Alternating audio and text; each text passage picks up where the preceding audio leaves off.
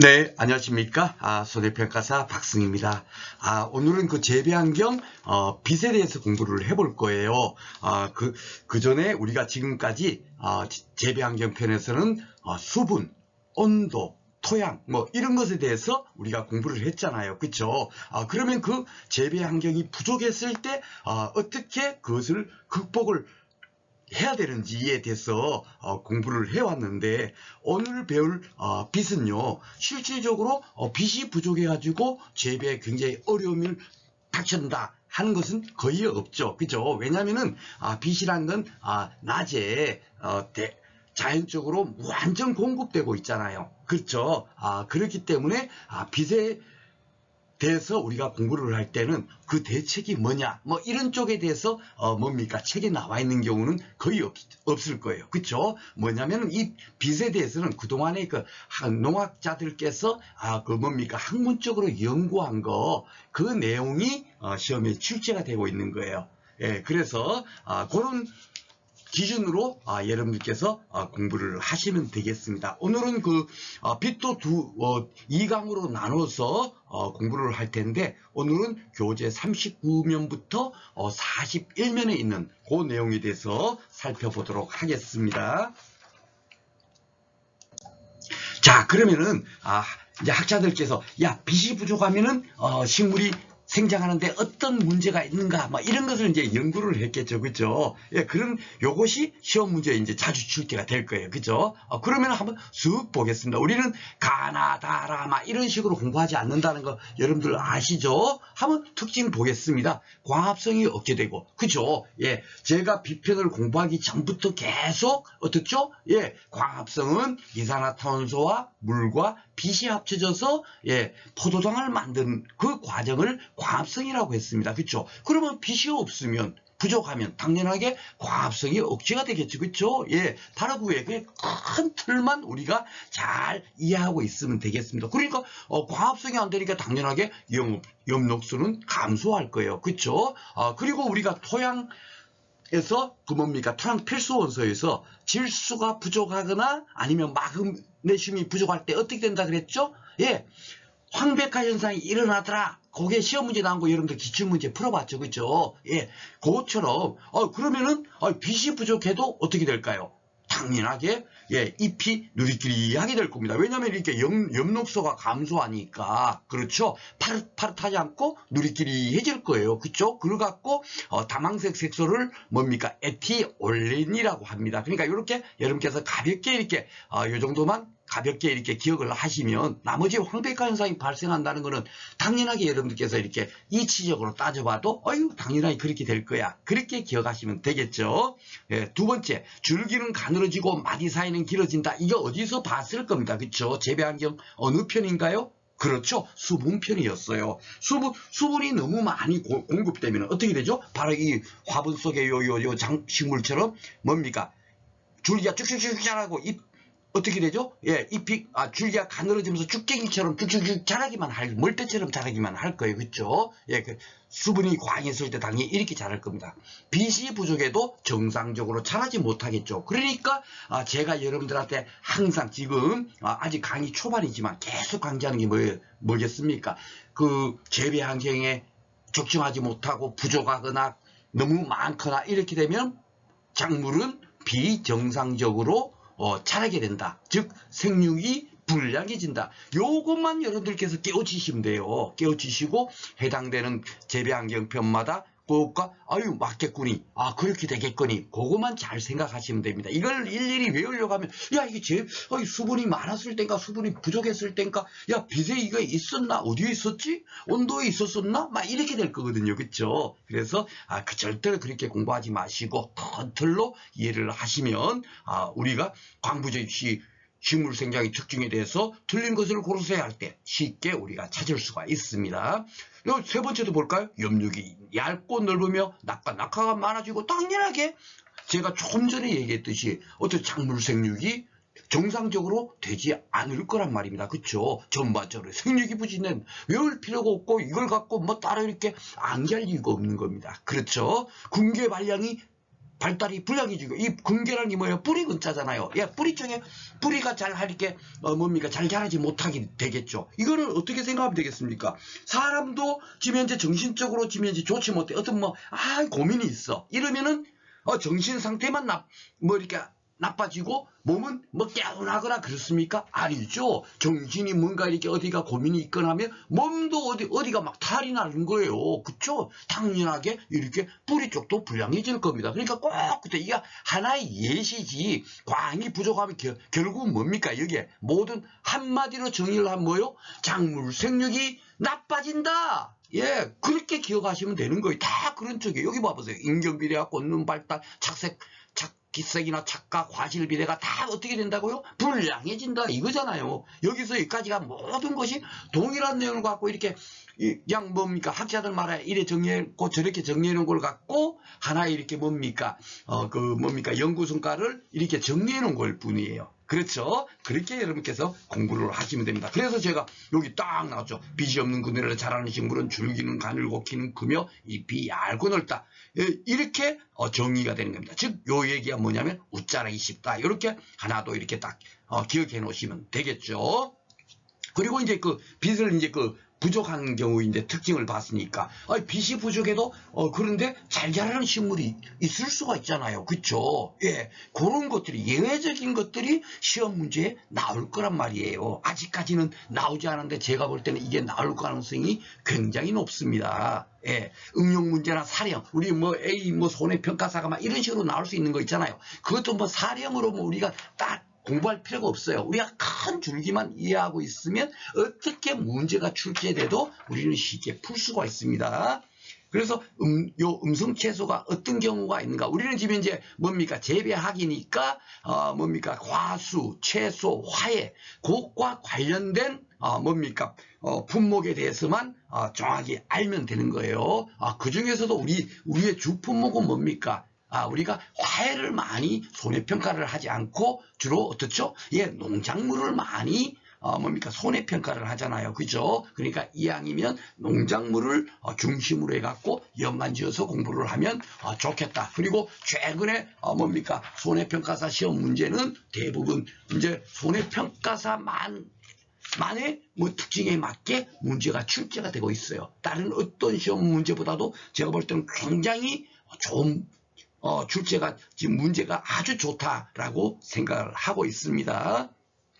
그래서 이제 음성 채소는 주로 어떤 것이 있느냐 이왕이면 부추나 아스파라거스, 마늘, 토란 이런 것은 빛이 좀 없는 쪽에서도 잘 자란다. 예, 그거 여러분들께서 기억하시면 되고, 요것이 결국은 이 특징, 이걸 또 품종별로 이렇게 품목별로 이렇게 우리가 공부하려면 이게 안 이어질 거 아닙니까? 그쵸? 그렇게 외우시는 게 아니에요. 이거는 다 어떤 거냐면, 제가 지금 현재 아직도 원예 작물의 분류, 그 뒤쪽에서 이제 제가 강의를 하겠습니다만은, 중요한 내용을 중간중간에 지금 재배 환경에 과 연결돼서 계속 접목해서 시험 문제 나오죠. 우리가 그래서 온도편에서도 호응성 채소, 혼행성 채소 이런 걸 공부를 했고, 또 특히나 호응성 채소는 열매 채소고 혼행성 채소는 잎줄기 채소, 또 뭐요? 예, 그렇죠. 뿌리 채소. 이런 것이 혼행성 채소더라. 큰 원칙을 우리가 딱 기억하고 있으면 다 연결돼서 공부를 하는 거거든요. 예, 그 중에서 줄기 채소. 잘 봐보세요. 부추나 아스파라거스나 마늘, 토라는 우리가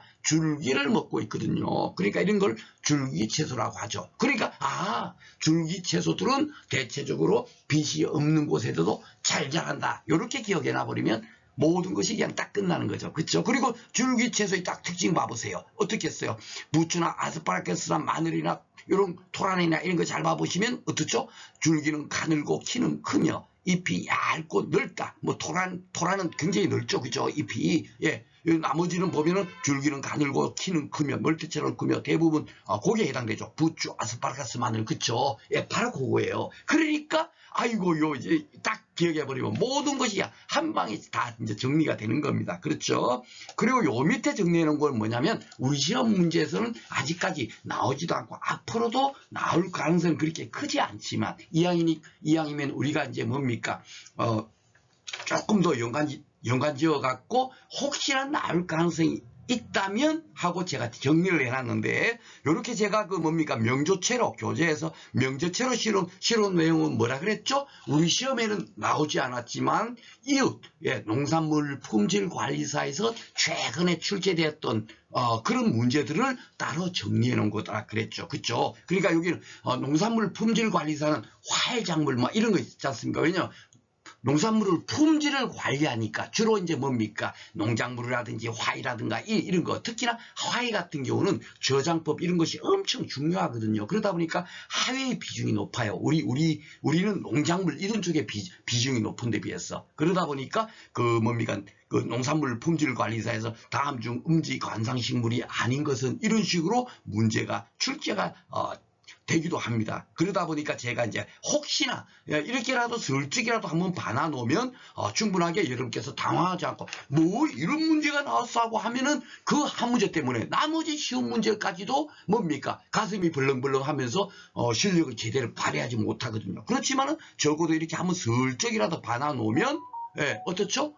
그래도 쉽게 우리가 한번 문제를 풀 수 있는. 그래도 어디서 한번 봤어 하고 가슴이 벌렁벌렁 하지 않겠죠, 그렇죠? 그런 의미에서 실어놨다라고 생각을 하시면 되겠습니다. 그리고 그 아칭 재배라는 것은 뭐냐면요, 이것 또한 빛과 관련되는 재배법이에요. 잘 봐보시면 줄기를 휘거나 꺾어서 재배하는 방법으로 광투과율을 높여 광합성 효율을 높이는 재배법이다. 그래서 여기도 뭐 잘 봐보면은 절하장미 재배만이요. 결국 화훼 작물 쪽에 이제 뭡니까 농산물 품질관리사는 출제가 많이 되고 있다는 게 딱 느껴지시죠, 그죠? 그러니까 장미 재배할 때 쉽게 말해서 막 그 잎이 너무 많고 이러면은 어떻습니까? 빛이 투과가 안 되면 빛이 이렇게 적정하게 광이 부족하면 이렇게 잘못되니까 어떻게죠? 빛이 잘 쬐을 수 있도록 조금 이렇게 뭡니까 그 휘어가지고 재배를 하면은 빛이 잘 통하도록 그렇게 할 수가 있잖아요, 그죠? 그런 재배 방법을 아침 재배라고 하는구나 하고 여러분께서 가볍게 읽어주시면 되겠습니다. 자, 그리고 요것은 이제 제가 초년 처음에 이렇게 공부할 때 이거 어떻게 여러분들한테 설명하지 하다 보니까 아버지에게 아마추어처럼 토를 다는군 이렇게 제가 솔직히 말해서 교재도 처음에 만들 때 이렇게 만들었어요. 그런데 이런 방식은 가능하면 우리는 두 문자 이런 쓰는 것 정말 아마추어처럼 그렇게 공부하면 안 되겠죠? 지금은 저도 이제 많이 이제 뭡니까 여러분들하고 강의를 하다 보니까 굉장히 많은 이제 사고의 폭도 더 넓어지더라고요. 결국은 이건 뭐다? 결국은 그렇죠, 줄기채소. 이걸로 그냥 퉁 해버리면 끝나버리는 거예요. 왜냐면은 잘 봐보시면 알지만 이것 또한 제가 뭡니까 최근에 뭐 장미과 진달래과 이런 것이 농작물 뭡니까 품목과 연관지어서 다음 중 장미과가 아닌 것은 뭐냐요? 다음 중 진달래과 아닌 게 뭐냐? 이런 식으로 출제가 되고 있다 보니까 항상 보면 그렇게 한번 변화하고 나면은 뭡니까 계속 꾸준하게 나오는 경우가 많이 있어요. 그래서 제가 장미과 진달래과는 나왔으니까 그건 당연히 공부해야 되지만 그 나오지 않은 뭡니까 과에서 과연 우리 그 농작물 재배보험과 관련된 품목이 뭐냐 따져보니까 백학과가 있더라고요. 그래갖고 이 백학과가 백학과에 대해서 특별히 제가 이렇게 딱 준비를 교재도 막 실고 강의도 했죠. 그런데 이게 아직까지 우리 시험에는 나오지 않았지만 금년도 농산물 품질관리사 기출문제로 딱 나왔어. 다음 중 백학과인 것을 고르세요. 이런 식으로 문제가 딱 나온 거예요. 와, 진짜 제가 깜짝 놀랐습니다. 그런데 제가 품목 이런 거 외우지 말라는 게 뭐냐면 여기도 봐보세요. 백학과에는 마늘, 양파, 파, 부추 이런 거 있다 해놓고 그 다음에는 뭐예요? 뭐 달래도 백학과라고. 그죠? 그러니까 이 달래도 잘 봐보세요. 어떻죠? 줄기를 먹잖아요. 그쵸? 그러니까 뭡니까? 다 거기에 해당되는 거예요. 여기 지금 파가 빠졌지만은 뭡니까? 파도 결국 뭡니까? 줄기를 먹잖아요. 그쵸? 바로 그거예요. 그러니까 줄기, 채소 이렇게 우리가 공부를 해야 된다는 말입니다. 그래야만이 공부가 재밌지. 이거 뭐 일일이 다 어떻게 외워? 그러면은 공부를 해도 금방 또 돌아서면 까먹고 되지를 않습니다. 그렇죠? 그래서 꼭 뭡니까? 여러분께서 재배학을 공부하실 때는 제 방식대로 그렇게 공부를 하시고 그러면서 이렇게 백학과 딱 해보면 뭡니까? 빛이 없는 그늘에서 잘 자라는 작물이 아닌 것은 이런 식으로 문제가 나오더라도 우리는 너무 쉽게 문제를 풀 수 있겠죠. 그렇죠? 백학. 꽃 중에서는 백학. 나머지 농작물 중에서는 줄기채소. 딱 요거만 기억해 버리면은 뭡니까?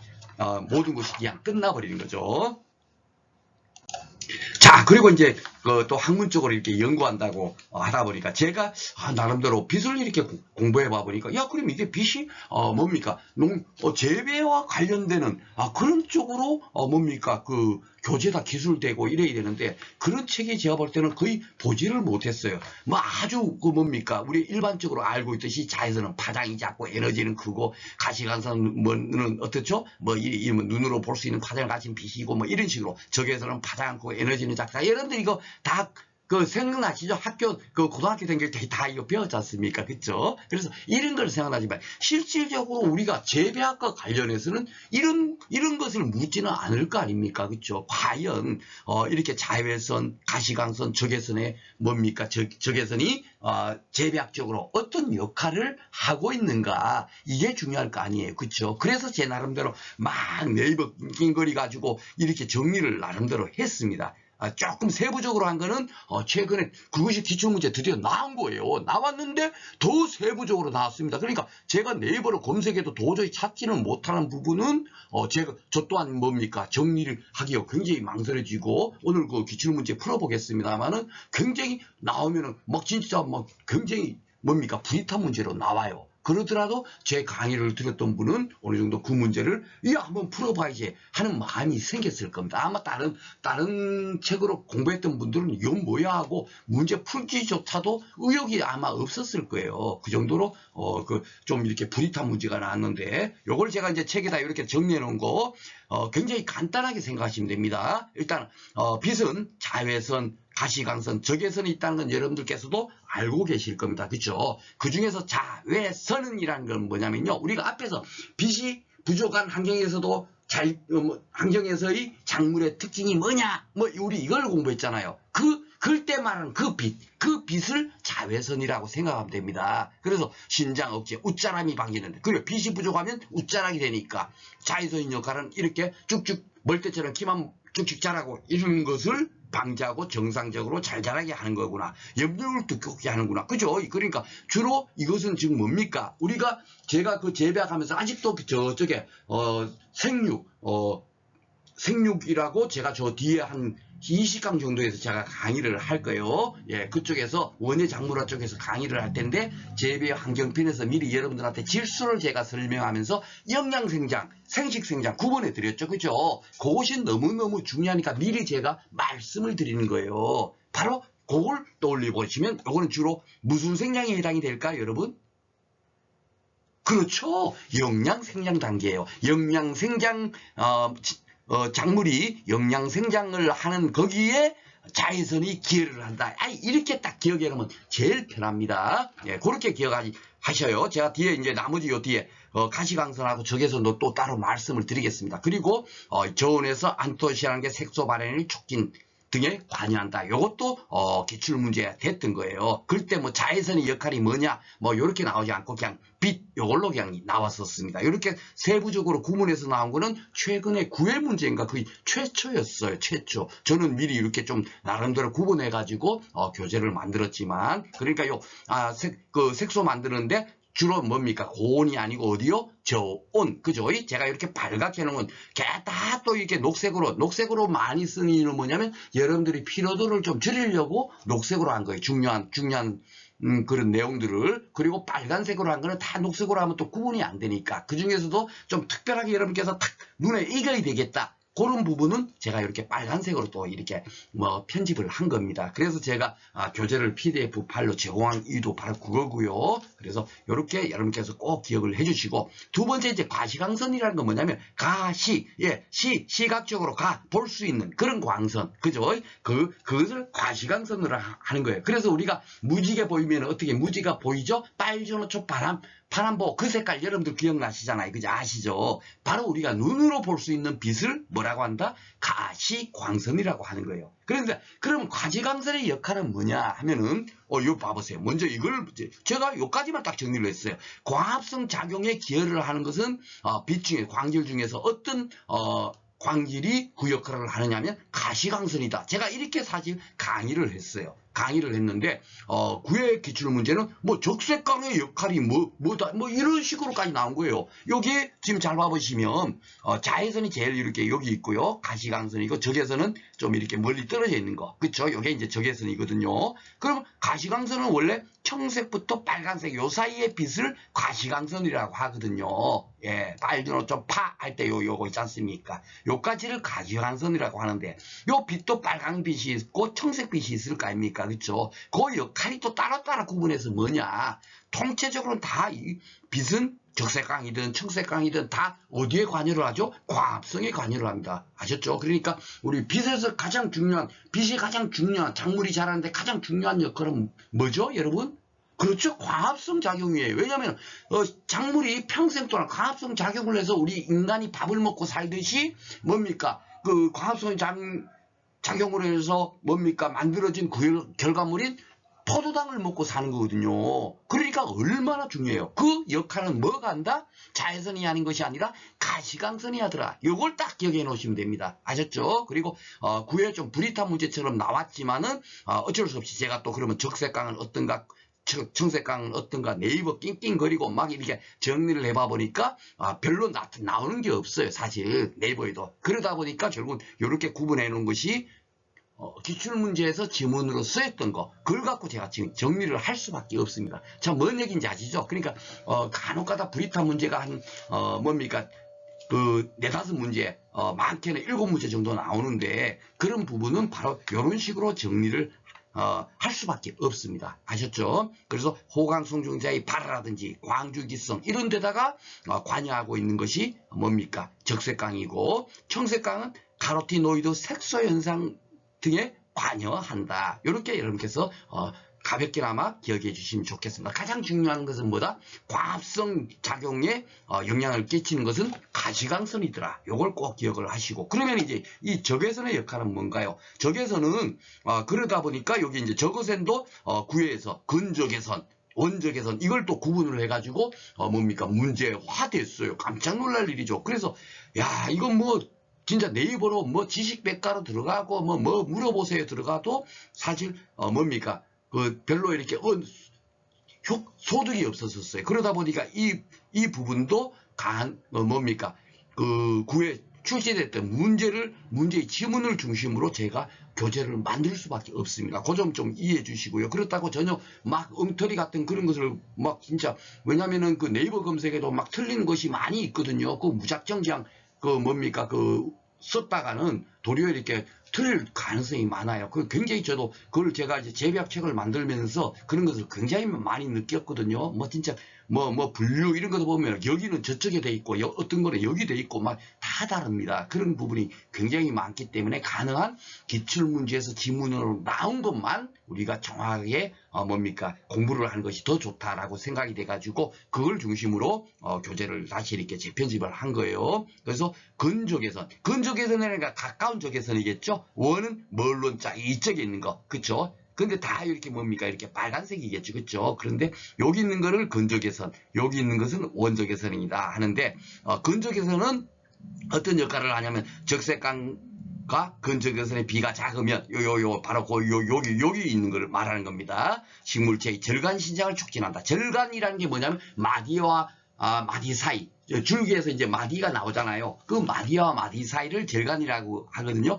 그 절간 신장을 촉진한다는 게 그 줄기를 쭉쭉 잘 자라게 하는 거. 그것이 바로 뭡니까? 적색광이 하더라. 여기 위에 근적외선이 하는 역할이고, 그리고 또 적색광은 휴면눈 형성을 억제하는데, 또 뭐 네이버 요거는 검색해보니까 요 내용이 있어서 그냥 그대로 제가 집어넣습니다. 원적색, 또 적색광 중에서 원적색광은 휴먼눈 형성을 촉진한다. 또 반대로 돼 있어요. 예. 그래서 요거는 그대로 여러분께서 한번 눈으로라도 익히시라고, 같이 이렇게 교재에다 포함을 시켰습니다. 그리고 이제 원적외선, 멀리 떨어진 거, 요것은 이제 뭡니까? 어떤 역할을 하냐면, 종자가 이제 눈이 톡 푸는 거 있죠. 그리고 화유도. 화유도는 뭐죠? 꽃화, 꽃이 발한다. 꽃이 발하는 것을 유도한다니까 결국 생식생장되는 그 단계 있지 않습니까? 그 꽃이 피는 거, 그죠? 예, 생식생장.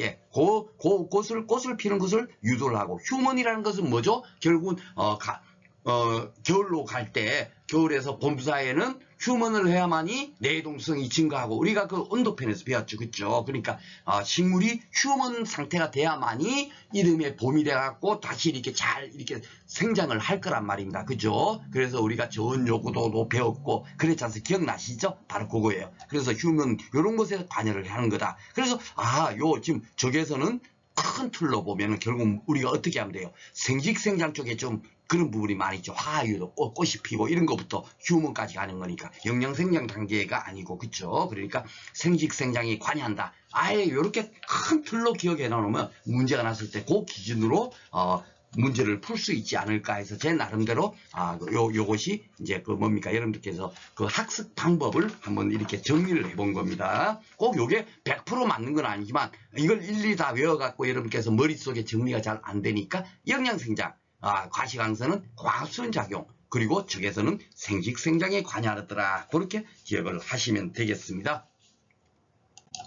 자, 그리고 이제 광보상점과 광포화점. 제가 지금까지 이제 그 재배환경편을 계속 이렇게 강의를 하면서 수분 펀테셜이 나오고 하더라도 이거 절대로 용어를 외우는 게 아니에요.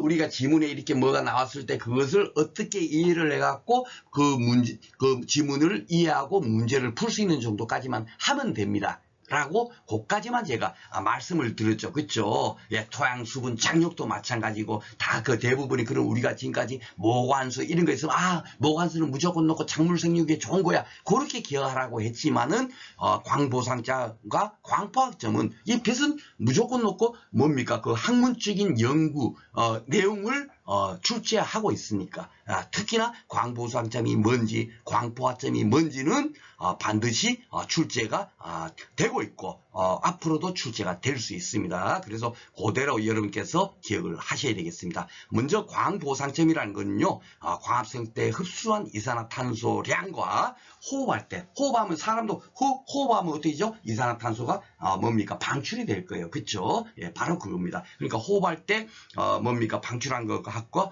흡수할 때 뭡니까? 흡수한 그 이산화탄소 양이 같을 때의 빛의 세기를 광보상점이라고 하더라. 그거 여러분께서 그렇게 기억하시면 되고, 광포화점이라는 건 뭐냐면 빛의 세기를 증가하면 할수록 원래는 어떻습니까? 광합성이 증가를 하겠죠. 그죠? 예, 당연하게 광합성이 증가를 할 거예요. 그런데 무작정 빛을 계속 쬐어준다고 해갖고 계속 무한정 광합성 양이 증가할까요? 아니죠. 제가 여러분들한테 말씀드렸듯이 밥도 어느 정도껏 먹어야지 계속 먹으면 그 다음부터는 포만감 때문에 만족감이 없을 거 아닙니까? 그쵸? 빛도 똑같은 거예요. 그래서 더 이상 증가하지 않는 빛의 세기, 그 시점이 광포화점이더라. 그렇게 기억을 하시면 됩니다. 그래서 광포화점이란 건요, 호온성 채소하고 혼행성 채소, 여기도 또 나오죠. 그쵸? 바로 이게 다 연결되는 거거든요. 그래서 제가 호온성, 혼행성 그 기준을 뭡니까? 제가 재배하기 공부 방법, 거기 시험 문제도 나오지 않았습니다. 불구하고 제가 그것을 뭡니까? 간단하게 거기에 오려붙이는 이유가 바로 그거예요. 그 정도로 여기 빛편에도 이게 또 연결이 되고 있죠. 그쵸? 그러니까 호온성은 온도가 높은 곳에서 잘 자라는 거고, 혼행성은 어떻죠? 예, 온도가 서늘한 곳에서 잘 자란다. 그렇게 기억하면 되죠. 그러니까 잎이나 줄기나 뿌리는 온도가 높으면 아이고 뜨거워 해갖고 잘 안 자랄 거고, 서늘해야 잘 자라니까 잎줄기 뿌리 채소는 혼행성 채소더라. 이렇게 기억하자고 지난 온도편에서도 말씀을 드렸습니다. 그쵸? 예, 그런데 광포화점은 과연 혼행성 채소와 호온성과 혼행성 채소 중에서 어떤 쪽이 더 높겠어요? 온도가 많은 뭡니까? 따뜻한 온도를 좋아하는 채소일 때가 당연하게 광포화점이 높겠죠. 상식적으로. 그렇죠? 예, 바로 그거예요. 이것도 기출 문제로 나왔습니다. 그래서 이것도 제가 이렇게 교재에다 또 따로 이렇게 녹색으로 표시한 이유가 바로 그겁니다.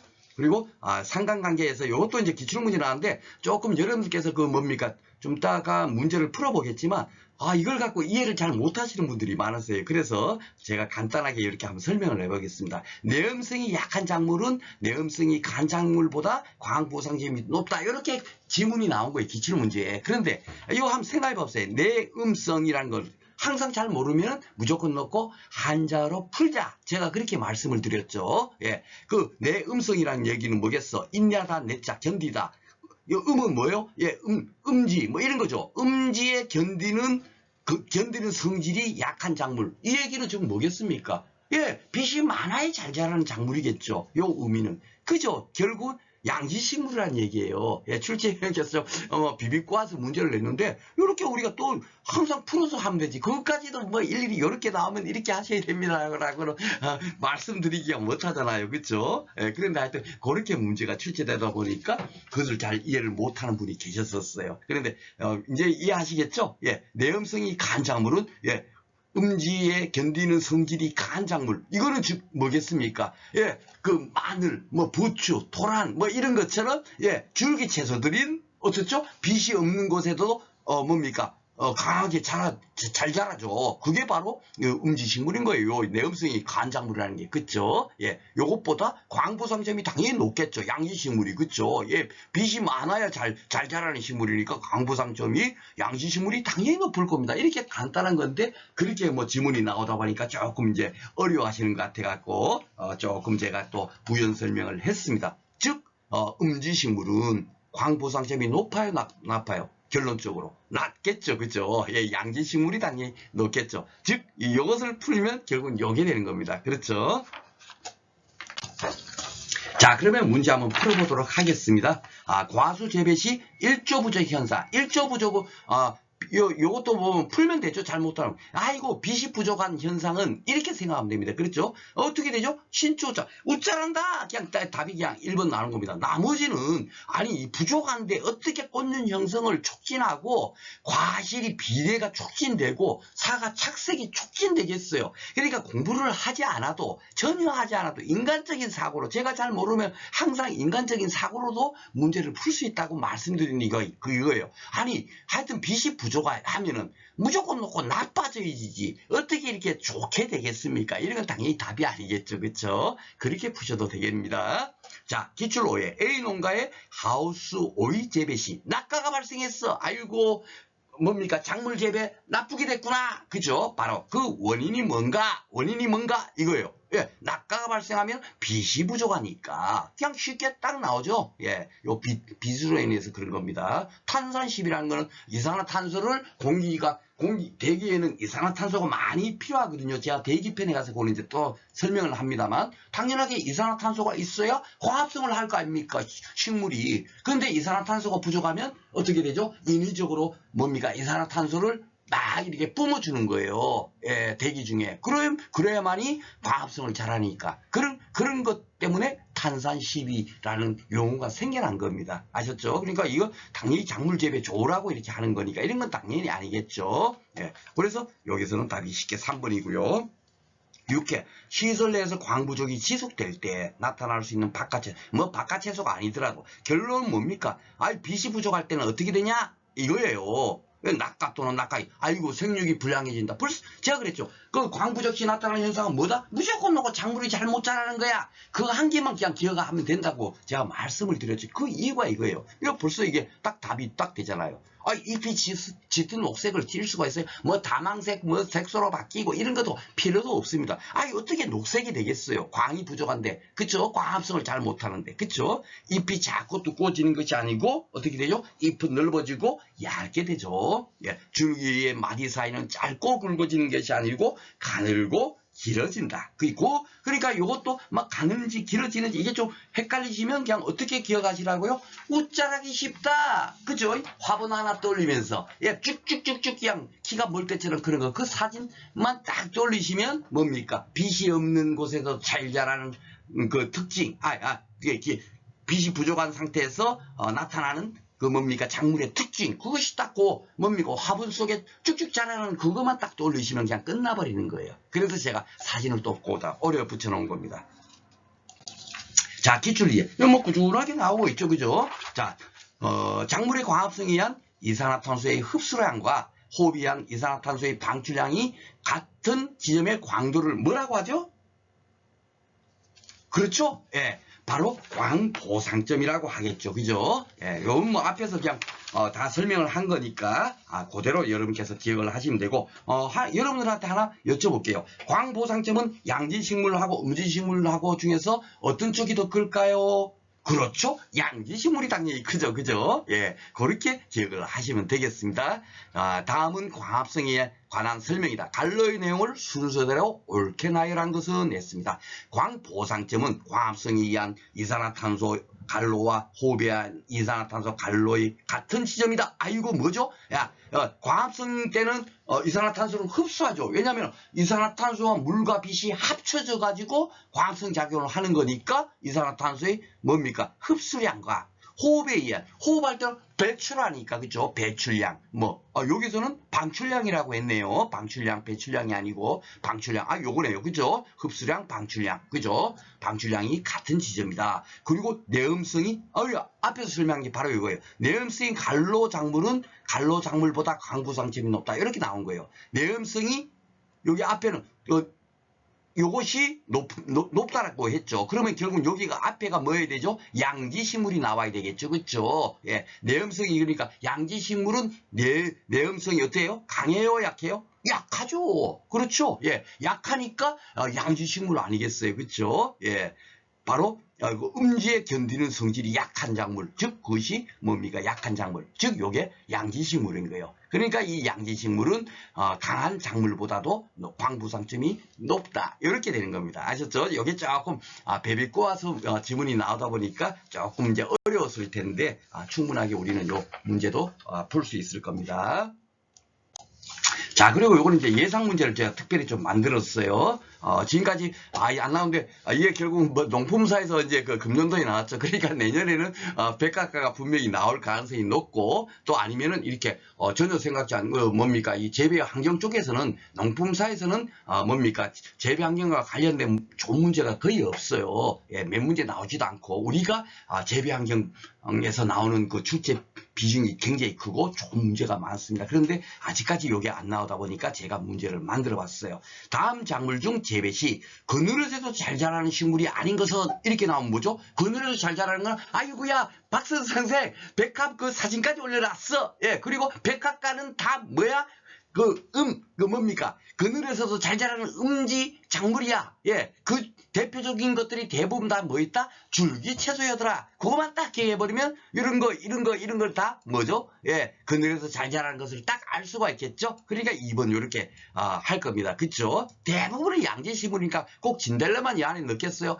수천 수만 가지를 집어넣을 수 있겠죠. 그쵸? 예, 그렇지만 우리가 요렇게 풀 수가 있는 거예요. 그리고 조금 난이도 있고 좀 뭡니까? 제가 출전이라면 그늘을 잘 자란 거 이렇게 하지 않고, 우리가 앞에서 광보상점 맨날 그 용어를 아느냐 모르냐로 문제가 나왔잖아요. 그러니까 아예 그 대신에 그걸 좀 응용해가지고 다음 중 광보상점이 낮은 식물이 아닌 것은, 이렇게도 출제가 될 수 있어요. 광보상점이 낮다 그러면은 뭐요? 양지식물이에요? 음지식물이에요? 어려운 직접 문제에서 봤잖아요. 광보상점이 낮은 거는 음지식물이란 말이에요. 그죠? 예. 그렇게도 문제가 나올 수 있는 겁니다. 그래서 제가 이게 또 이렇게 갈로해갖고 이렇게, 이런 식으로도 나올 수 있다라고, 문제를 만든 겁니다. 쉽게 이제 풀 수 있겠죠. 그죠?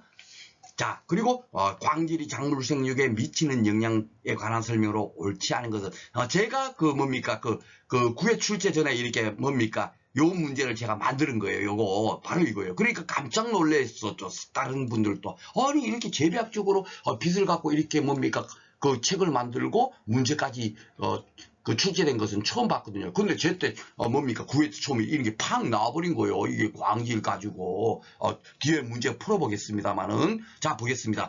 제가 이제 주장했던 건 이거였죠. 자외선이 부족함. 자외선은 뭐죠? 예.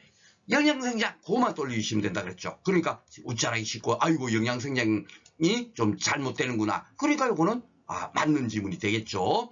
자외선이 비교적 자외선은 비교적 고온에서 안토신환계 색소 발현 촉진에 영향을 준다. 이거는 뭐가 틀렸을까요? 저온에서인데 고온으로 바꿔놨죠. 그쵸? 그러니까 아이고야 요게 틀렸구나 하고 이렇게 체크를 하시면 될 거고, 그럼 나머지는 맞습니다. 자, 가시광선이 딱 나왔어요. 가시광선은 뭐요? 작물의 광합성 작용에 영향을 준다. 꼭 기억하시라고 말씀드렸죠. 제일 중요한 역할, 그죠? 그것이 결국 뭐냐? 광질 중에서도 가시광선이 하더라. 광합성. 예. 그죠? 그리고 적외선은 종자의 발화와 화학 유도에 영향을 준다. 예.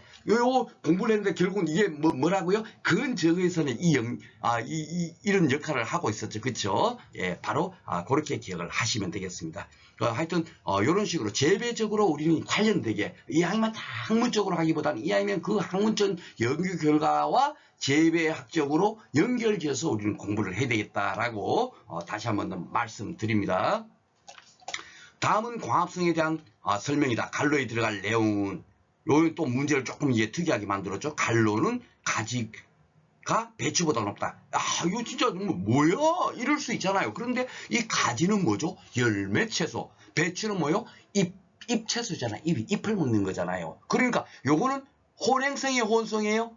뒤에 이게 해마다 시험 문제 한 문제씩 무조건 나오는 거예요. 한 문제 이상. 우리 앞에서도 온도편에서도 뭐 9회 2문제나 나온 거 여러분들 기억하시죠? 그쵸? 예. 그러니까 이거는 당연히 혼행성. 예. 가지는 열매니까 뭐요? 혼성. 그죠? 그러니까 이 가지가 혼성 채소가 혼행성 채소보다 높은 건 뭐죠? 그렇죠? 광포화점. 제가 앞에서 지문으로 말씀해놓은 얘기가 바로 요겁니다. 그렇죠? 요렇게도 나올 수 있어요. 그리고 이제 다음 시간에 이제 뭡니까? 호흡에 따른 뭡니까? C3 식물이 어떻고, C4 식물이 어떻고, 이제, 캠 식물이 어떻고, 다음 시간에 제가 강의를 할 텐데, 옥수수 같은 경우는요, 벼에 비해서 뭐가 높냐면 광포화점이 높아요. 다음 시간에 따로 정리를 해드립니다. 그러니까 오늘 제가 여기다가 문제를 넣어갖고 설명한 이유는 광포점과 관련된 게 무작정 그 용어의 그 의미만 우리가 파괴할 게 아니라 이렇게 조금 변형돼서 나오더라도 우리가 문제를 충분히 풀 수 있어야 되겠구나 하는 것을 여러분들한테 상기시키려고 문제를 풀어드립니다. 자, 그러면 이제 8회 때부터 이제 오늘 배운 내용 갖고 어떻게 나왔나 이제 한번 살펴보겠습니다. 광도가 증감에 따라 작물의 광합성이 증가하는데 일정 수준 이상에 도달하게 되면 더 이상 증가하지 않는 지점 뭐죠? 그렇죠. 광포화점. 굉장히 간단하죠. 그렇죠. 예. 뭐 광포화점 아니면 광보상점이지. 광반어점, 광준화점 배우지도 않았잖아요. 그러니까 우리가 너무 많은 걸 공부하려고 하면 더 헷갈린단 말이에요. 딱 중요한 것만 딱 기억해 놓으면 반드시 그걸로 출제가 되니까. 아셨죠? 예. 그리고 제가 이렇게 이제 정리를 해놓은 했다 하는 거고요. 기출문제, 최근의 기출문제는 제가 그 교재에 있는 데 다시 한번 밑에 이렇게 슬라이드 밑에다가 요런 문제를 풀기 위해서 이렇게 정리를 해놨습니다 하고 그 내용이죠. 자, 9회. 요게 바로 이제 브리타 문제가 딱 나온 거예요. 9회 때 한번 보겠습니다. 참 어렵게 나왔어요. 금전에도 어려운 문제, 한 문제 이상한 문제 있었죠? 제가 지난 시간에 풀어드렸죠. 그쵸? 예. 진짜 어려운 문제. 간혹가다 그런 문제가 한두 문제, 많이는 아닙니다. 좀 브리타 문제라고 해도 우리가 인간적인 사고로 풀 수 있는 문제도 많이 있잖아요. 벌마늘 같은 거, 그죠? 그런 건 풀 수 있는데 순수한 학문적인 용어로 막 설명해 있고 하면은 참 어렵더라고요. 예. 그렇지만 한번 풀어보도록 하겠습니다. 작물의 생장에 영향을 주는 광질에 대한 내용이다. 갈로에 들어갈 내용을 순서대로 옳게 나열한 거 이렇게 나온 거예요. 그 전까지는 지금 앞에 문제 풀어봤지만 전혀 광질의 광자도 떠들지 않았지 않습니까? 기출문제가. 근데 갑자기 이렇게 팍 나온 거예요. 이런 걸 갖고 브리타. 제가 그렇게 이제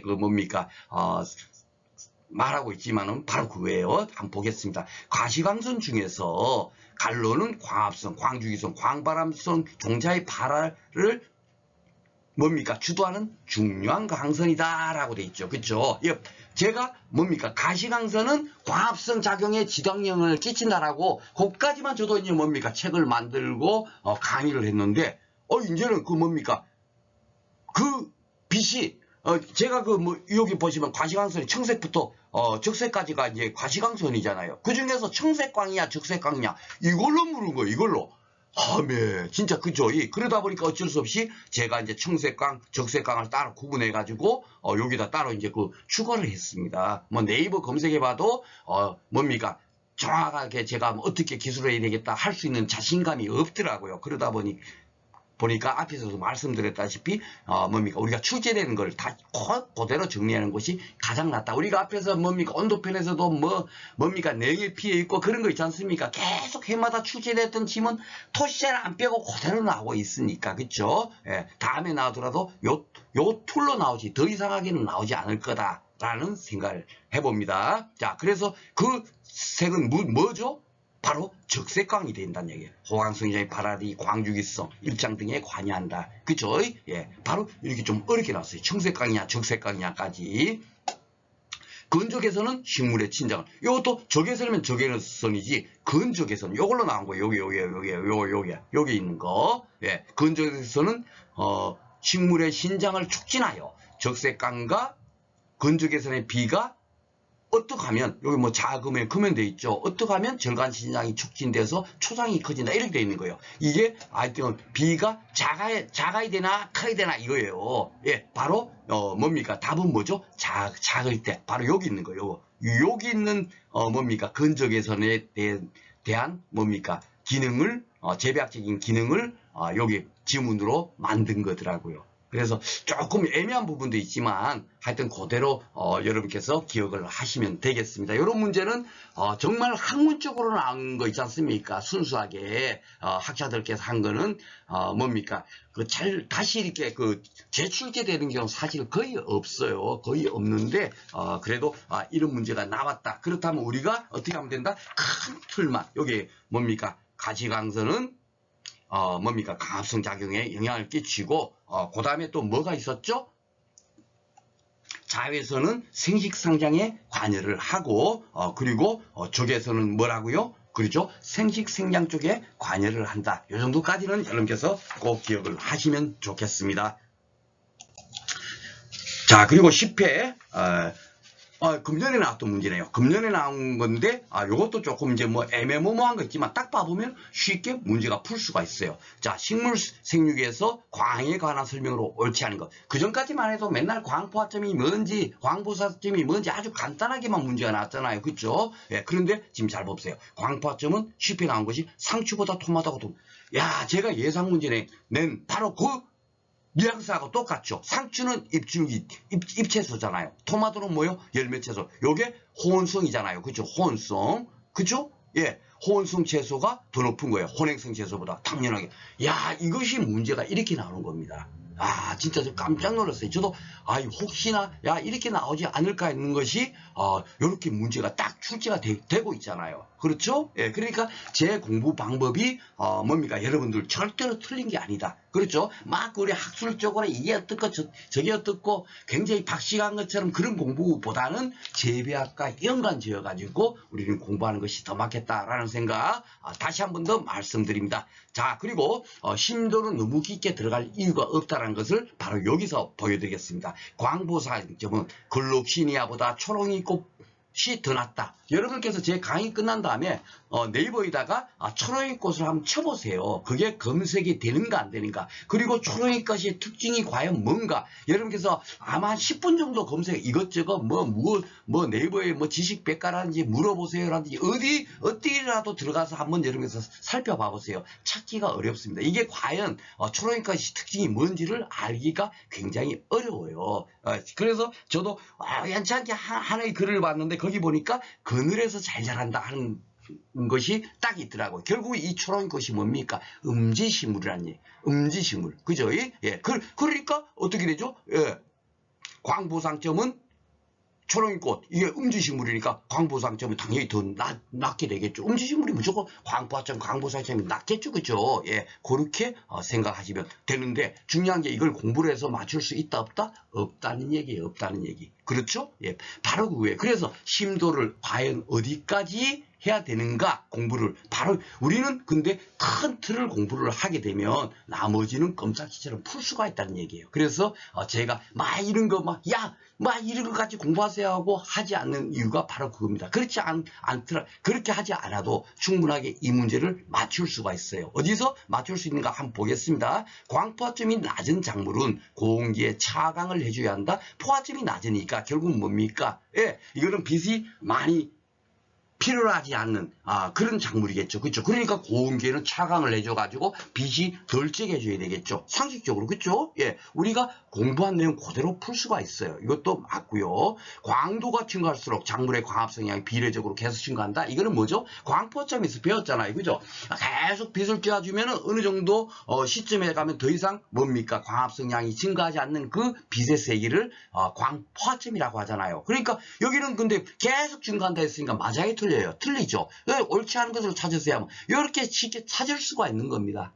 제 말씀의 의도를 충분히 여러분들이 이해하시죠? 그죠? 바로 이렇게 공부를 하면 되는 거예요. 그래, 다 찾을 수 있고, 요것도, 제가 공부한 내용으로 충분히 풀 수 있고, 이것도 당연히 풀 수 있어요. 단지, 야, 초록이꽃, 그러면은, 그러면은 초록이꽃 말고 다른 뭐가 나올지도 모르고, 그 일일이 여러분, 백과사전처럼 공부를 해보시고 싶어. 공부해갖고, 혹시 이렇게 지문 나오면 그것도 내가, 정확하게 판단해서 풀어야지 하고 공부하면 그것이 올바른 방법이 아니잖아요. 그쵸? 예. 제 말의 뜻을 여러분들 충분히 이제 공감하실 겁니다. 더 이상 이제 설명은 생략하도록 하겠습니다. 자, 오늘 이렇게 또, 장시간 함께 이렇게 공부를 하셔가지고, 너무너무 이제 수고 많으셨고요. 다음 시간에는, 광합성 작용과 호흡작용이란 무엇인가, 요게 대해서, 공부해 보도록 하겠습니다. 수고하셨습니다.